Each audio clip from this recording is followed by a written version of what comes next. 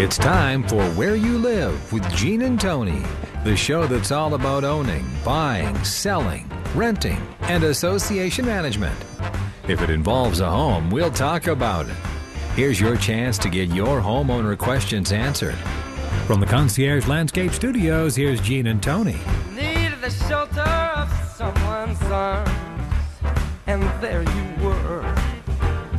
Welcome back to Where You Live with Gene and Tony. Welcome to hour 2 of our show, broadcasting live from the Minnesota State Fair. It's a gorgeous day, a little bit fall-like, though, isn't it? It is. It's a little chilly, but if you're walking around the fair, you're going to appreciate that. Yeah. You're not going to get too warm. You know, the weather that we're having right now, when this happened back in April, people couldn't wait to peel off their clothes and try to find any kind of sun to suntan. So you're saying 59 degrees was a welcome thing in April and not so welcome today. It's all a matter of timing and perspective. And perspective, that's right. Say, if you have questions or comments about anything we're doing here today, call us at 651-289-4488. You can also win a prize. We're having a big contest. That's right. Now, for the next hour, we have what's called the Extreme Hour. Over the last couple years of our broadcast of our show, we have shared some really different stories that have taken place in homeowner associations around the United States. That's right. We seek out these stories. We seek them out, and they seek us out too. They do. And we're going to go through some of these stories, what took place, and we're going to ask you, the listener, what happened next. That's right. So if you're at the fair, come over and answer these questions. We've got great prizes to give away. Oh yes, we've got all kinds of things. We've got gift certificates for restaurants, Target, car washes, Leonard Skinner tickets. Oh my! All kinds. I didn't know about that. Goodies. Liquor and cheese. I saw liquor in and there. cheese. Yeah. We've got all kinds of things here. Just come on up, and we will ask you a question or two. So we'd love to hear from you. I'd also like to take a moment here to welcome the guests that we have here the second hour during the Extreme Hour. And these are the folks that advertise regularly with us here on Where You Live with Gene and Tony. Extreme Exteriors, Jeff and Jeannie Sigler. Good morning. Good morning. Good Thanks morning. for having us. Thanks for being here. And you guys have done a great job and continue to do a great job on all of the buildings that we have, whether it's siding or roofing or decking. You guys have been able to take care of that, even with snow removal from the roofs as well. That was a big issue last year, wasn't it? It was a big issue, and the weather today kind of reminds us that that's probably not too far away. Just right around the corner. That's coming up.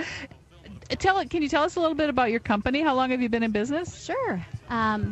Jeff started this business probably almost 20 years ago now.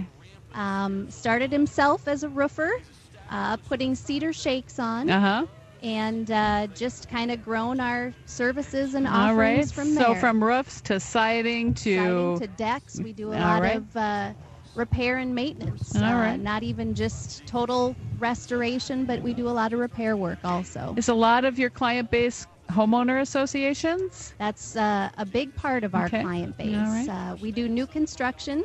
Obviously, that's a little slow these days with the building market slowing down. But we do a lot of work for remodelers in town and other management companies and homeowner associations. Well, I know we've really appreciated your great work, and we've appreciated your sponsorship of the radio show. Thank you. Nice to have you here. Let me ask you this. Now, you know, the last story we covered here in the previous hour, we talked about a homeowner association that ended up just putting upon the shoulders of all the individual homeowners the responsibility of an insurance claim.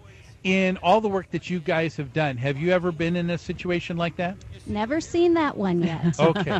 I hope you never have to. Yeah, that's a little tricky, like you were saying. Just trying the even just the coordination of that effort would be tremendous. What would be some of the biggest issues or headaches you would have as a contractor doing some of that? Do you want to maybe kind of answer that question, Jeff? Well, just the overlapping from one homeowner to the other one, because if one homeowner opts to do something differently, the consequences would affect the neighboring homeowner. Sure. It's just asking for problems. Sure. And how about if you're not the contractor for all of those roofs? maybe you're putting on a roof next to another contractor putting on a roof. Yeah, I think the hassle factor for a contractor to get involved in that would probably price it higher just to deal with all the headaches. And hey, that's a very good point. So they may not actually be saving any money. They may find that there is what's considered a headache factor that's included in any kind of pricing. Correct. We see a lot of people, they have their own construction experts, brother-in-laws and stuff that own a ladder that would come over and certainly do some good work. Well, if you own a ladder, that is the sign of being an expert in being a contractor. That's I think, right. isn't it? That's right. Okay, well, I tell you what. Let's get started with the Extreme Hour. We have a gift that we would like to give away. All we want to do is ask a question. Who would like to take a stab at answering just one quick question for us? We've got gift certificates to give away. We have right. someone here. Here, Libby's going to help you with the microphone. Tell us your name. My name is Mary. Hi, Mary. I just would like to know how you would just kind of get control of people who just feel they can do whatever they want. They don't need any rules. They don't. In your homeowners do association. whatever they want. Yeah, their yards. They complain about things that they don't feel are done right, but yet they do whatever they. Now, are you on the board of a homeowner association? Yes. You are. Okay, and so you get people that just complain, saying they want to, and you say they want to do whatever they want. Well, most of it is just done.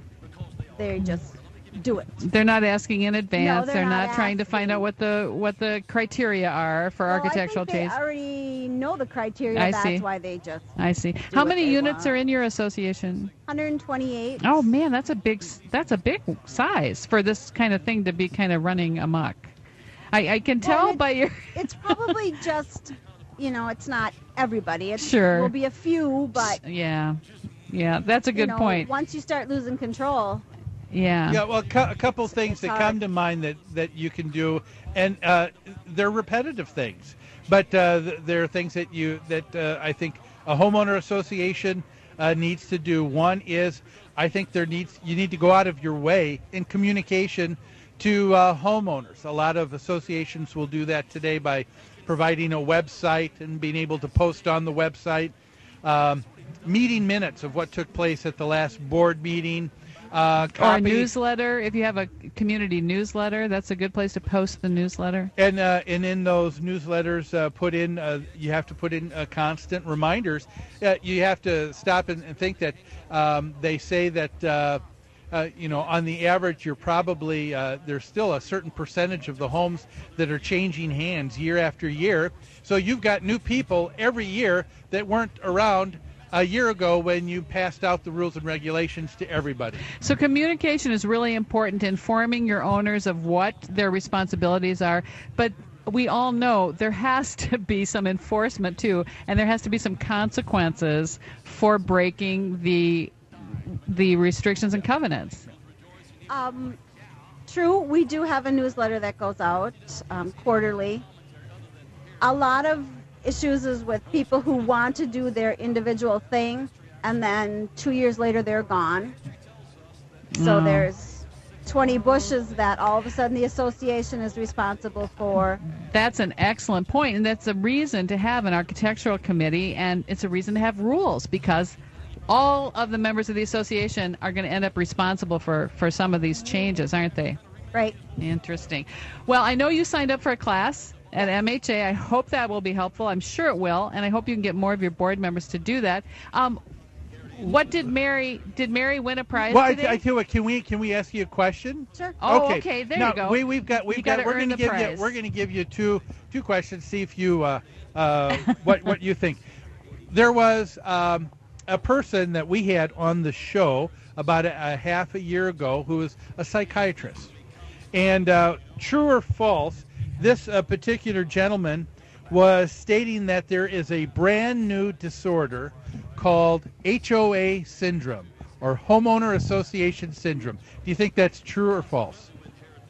I think I would have to say yes. Okay, you are right. That is true. Let me ask you this. Now, he also stated in that when in that time that we had with him. He said, what were some of the symptoms of HOA syndrome? Now, if you had to guess, what would you think are some of the symptoms of HOA syndrome? You have a minute. See if you can list as many as you... Total independence. Okay. Keep going. All right.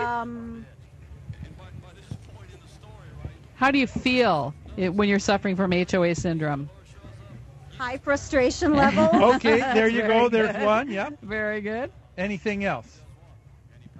Not believing that anyone would understand what you think is correct and should be done. Yeah. Okay. Yeah. Maybe a little paranoia? Well, it's tough to it's tough to speak up when you don't feel like you're going to be heard.